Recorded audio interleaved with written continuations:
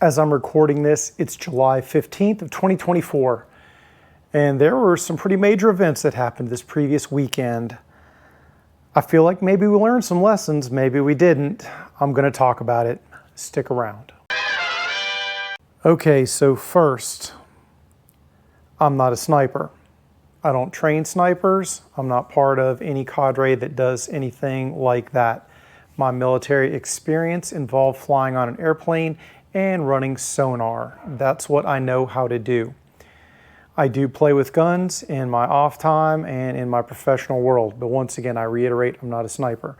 So from that perspective, you should couch anything that I'm about to say as some guy on the internet, full stop.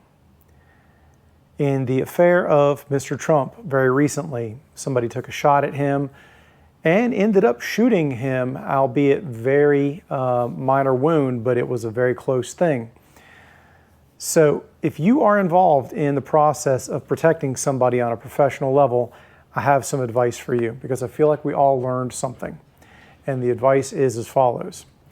Obviously, when the person you're protecting is going to go someplace and speak publicly, you're going to go there ahead of time and do a site survey, and you're going to learn all kinds of things. And that site survey is going to have a lot that goes on with it, and I'm not going to go into all of that. This video could not even begin to scratch that surface.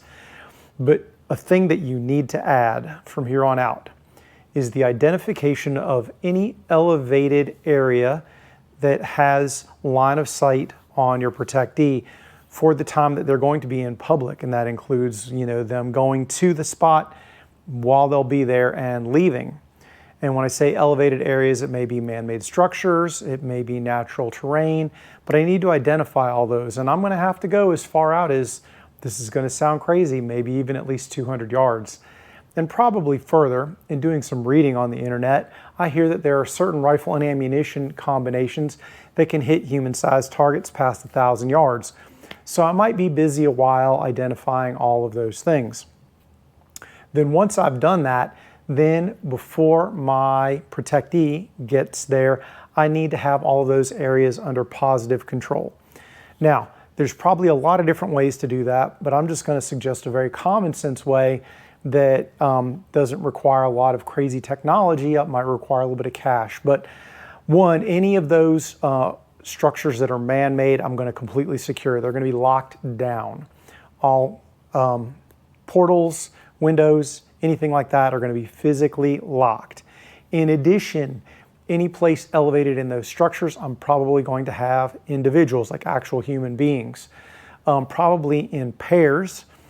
And I'm going to have them like on the roof and any forward-facing windows or rooms that could oversee that area.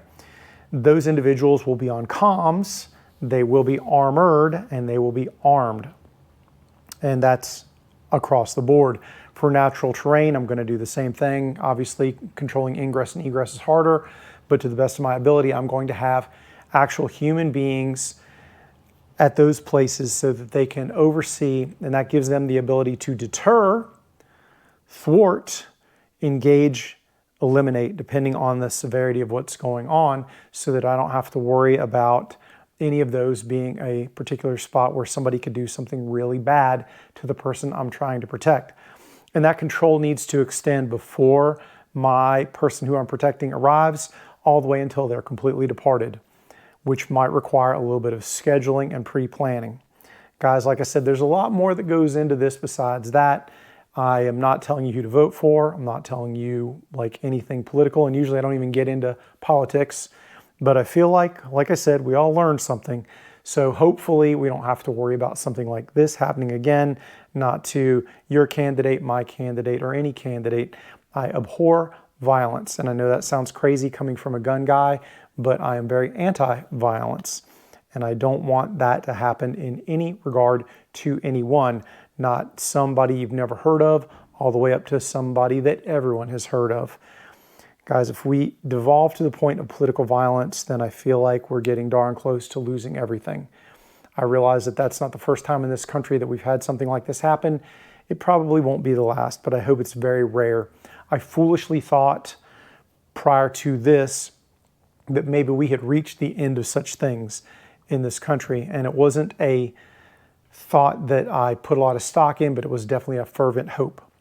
And now I engage in my fervent hope yet again that this was the last one, and I'll probably engage in some prayers as well. Guys, like I said, I don't normally do this type of content, but it was kind of hot on my mind. And so unfortunately, you're watching it now. Normally, like I said, I'm a flashlights, knives, guns, fitness kind of kid, and that's my normal. If you like those things, obviously liking and subscribing gets you more of that, but occasionally I veer off and I rant about things. Like historically, I've talked about inflation and a few other things, as well as occasional Second Amendment things that I think are pretty important, but I don't usually do that. There are voices out there that are probably a lot better at that than I am, so I usually leave this sort of thing to them. And guys, if you hate what I said and you think I'm a moron and I'm wrong and you want to just beat me up in the comments, let me have it. It's okay. I'm a big kid and I can take it. Anyways, I'll end this here. Take care. Stay safe. I'll talk to you soon. Get 'em, Jay.